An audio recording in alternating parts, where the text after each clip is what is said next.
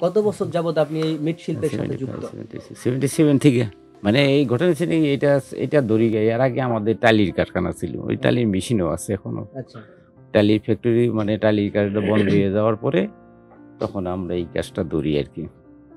এই কাজটা ১ম করে মরণ পাল, ঢাকার মরণ পাল আর্ট কলেজের প্রফেসর ছিল। তো ওনার থেকে আমার এক ভাই শিখাইয়া দেশে করে আরকি। তো ওর সাথে আবার করতে মানে এই পর্যন্ত। তো ওর আগে কারিকায় মাল দিতাম, বিভিন্ন জায়গায় শীতলিতে মাল দিতাম। তারপরে কুর্দি জুটেক্স এখন মাল দেই আরকি। ও এক্সপোর্টে যায়, বিদেশে যায়, বাইরে যায় আরকি। আবার কিছু লোকালের কাজ করি আরকি। লোকালের কাজ করি। মোটামুটি করেই চলে আসি আরকি।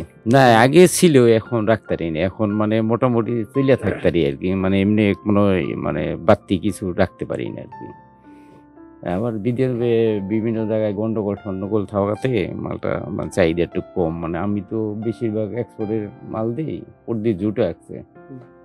তখন বিদেশে যুদ্ধ-মুদ্র ক্ষেত্রের জন্য মানে মালটা একটু চাহিদা কম। এটা আমরা তো দেই কুর্দি জুট, ওরা দেয় ফ্রান্সে পাঠায়, জার্মানিতে পাঠায়, তারপরে কানাডাতে যায়, আমেরিকাতে যায়, বিভিন্ন রাষ্ট্রে যায়, অস্ট্রেলিয়া যায়, ইউরোপেও যায়, বিভিন্ন কান্ট্রিতে যায় আরকি।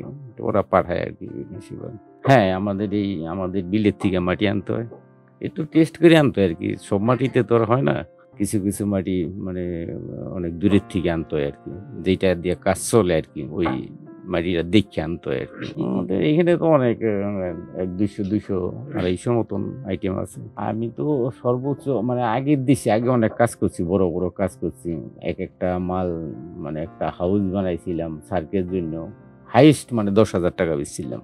এটা বড় ৫ ফিট হাই। তারপর হাতি-ঠাতি এটি ২,০০০, ২,৫০০ এরকম আরকি। সর্বনিম্ন এটা ক্রেতার উপরে নির্ভর করে আরকি। সরকার যদি আমাদের দিকে একটু দৃষ্টিভঙ্গি নিত তাইলে আমরা বিদেশে অনেক মানে বিদেশি রেমিটেন্স অনেক আনতে পারতাম এই দেশে।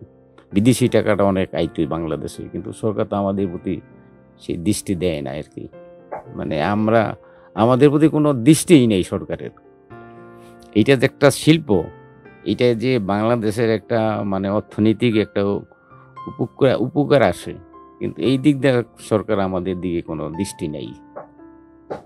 যদি সরকার দৃষ্টি দিত তাইলে প্রচুর অর্থ বিদেশ থেকে আসতো এই মালের উপর।